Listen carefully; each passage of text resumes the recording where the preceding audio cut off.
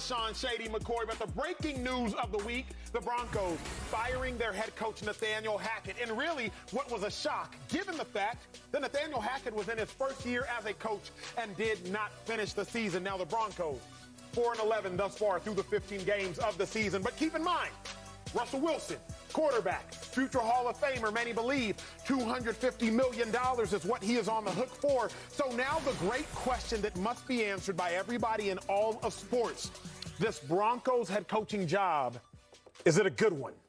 I don't think it is. The reason I do not think it is because so many coaches have lost future jobs because they were tethered to bad quarterbacks or bad quarterback play. Right. If indeed Russell Wilson is no longer good, then this Broncos job is as bad as it can get. It is fool's gold. It is not, in fact, gold. If Russ is no longer good, then somebody is going to make the mistake thinking, oh, I can save him. And what happens when you can't save him? What happens when they don't want to be saved? They don't want to be saved. Don't save her. They don't want to be saved. Oh, my bad. It took me back. I got you, Shady. I saved a lot of people. Let's get out the club and back on set. Okay. New Year's week. No, but in all seriousness, I think about a guy like Matt Rule. He thought he could save Sam Darnold. They traded a couple picks for Sam Darnold. Sam Darnold, former first-round pick. Oh, I can save him. No, you can't.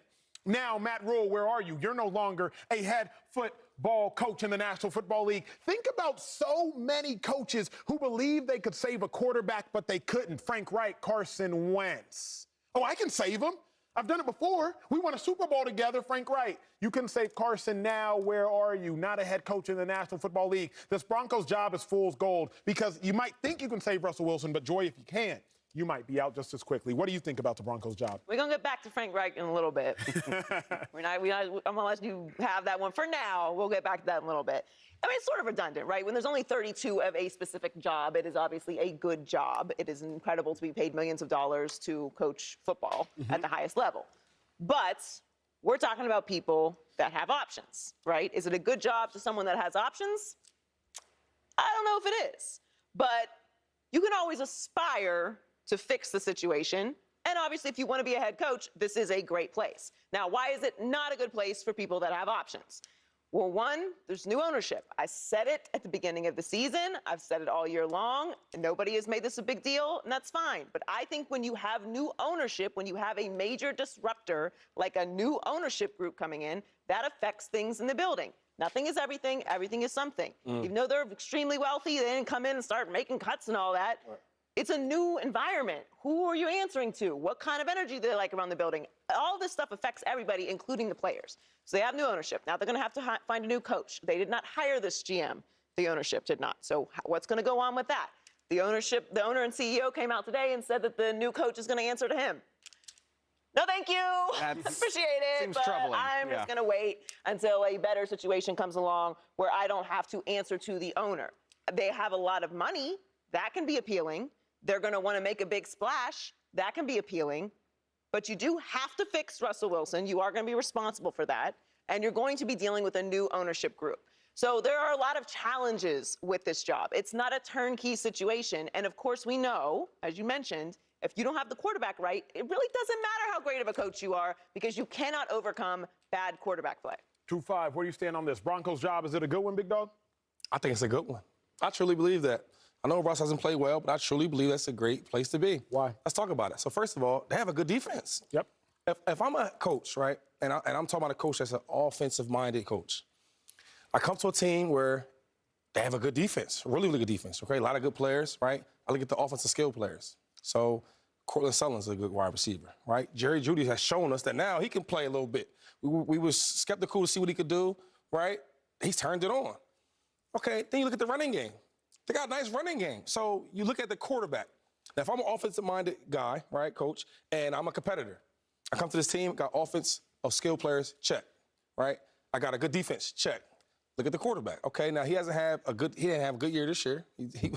He was awful, right? But he's known to be a superstar. He's known to be the best quarterback that the Seahawks ever had. Yep. So we make this big deal. If I'm a smart coach, I can go save him. Now, you talked about it earlier, but let's think about other coaches that are offensive masterminds, right? I'm going to go with Sean McVay. Sean McVay, when he went out on a limb to go get Matthew Stafford. Now, we all think that Matthew Stafford was a talented quarterback. He came to the Rams, he got them to a championship, and then they won. Sean Payton. Jameis Winston was with the Bucks, right? The year before I got there, that's when he left, right? So I get there watching on the tape on him, and I'm asking the players around about him. He said, oh, he's a good player, but he throws some picks. You can't trust him. Sean Payton said, I can trust him, I can get him. So he took a guy that was 30 for 30 touchdowns, but 30 picks. Now, I don't want that trade-off, but Sean Payton did. So my thing is, if you have a coach that's a competitor, that's smart, I think you change the things for Russell Wilson. And last point is this. Like, when you have an offense, you got to build it around him. Jalen Hurts, last year, he had some good games. But overall, he didn't play that well. What did Nick do? Nick created the whole offense for him. He changed that thing for him. Nobody's seen Jalen Hurts being this good. I didn't see it, and I'm an Eagle nut. If I cut my, that's gonna have green on me. So I love the Eagles. So when I seen it, I'm like, dang. That lets you know that an offense-minded coach with good defense and some good players around him could change the narrative of that quarterback. This is a perfect example. Go get that job, baby. This is a perfect example of why beauty's in the eye of the beholder, because I think everything Joy said is true, and I also think everything Shady said is true. Yeah, because your boy, I'm always. Of course. I mean, you know I got you. But no, like, it's true, though. I mean, like, you mentioned the problems with ownership. I mean, not problems, but they just came in. They just bought the team. Uncertainties. Uncertainty. Great way to put it. But then you look at the roster, and really the biggest variable is somebody that we would have said was a strength of this team as recently as early September. And so I think my big hang-up on this is I just can't allow myself to believe that Russell Wilson is a non-functional quarterback. Like, maybe he's not as good as he used to be, but I have a hard time believing he's gone from one of the best in the league to you can't even compete with him. It's hard for me to imagine that. And so I think this is the most ready-made opening, in my opinion, in terms of a team that's ready to compete right away. Because the teams we know that are going to need new coaches right now are the Panthers and the Colts, aside from the Broncos. What makes you feel good about those situations? Like, I mean, the Colts cannot find a quarterback. It has been a disaster for them for years. Their offensive line has slipped. Jonathan Taylor, even when he was healthy, the running game didn't look like the force that we thought it was going to be. The Panthers, their defense is actually shockingly good. But on the other side of the ball, where are you even starting? And, oh, by the way, those teams come with ownership problems all their own. Like, we know what Jim Irsay has. I mean, he's been in the news more than any owner this season in terms of being involved with what his team's doing.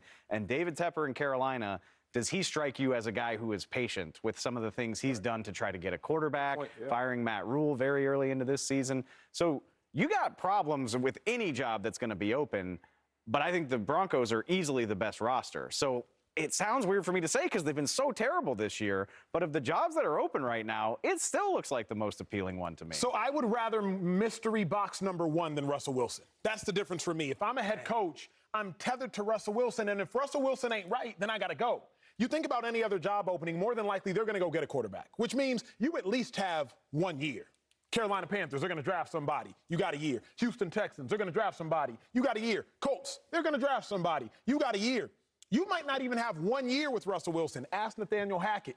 You might not even get 1 year. I also think about the Bears. Remember, the Bears head coach formerly was Matt Nagy. Matt Nagy was with Patrick Mahomes. He helped Patrick Mahomes become who he was. Yeah. Matt Nagy was hired to fix who? Mitch Trubisky.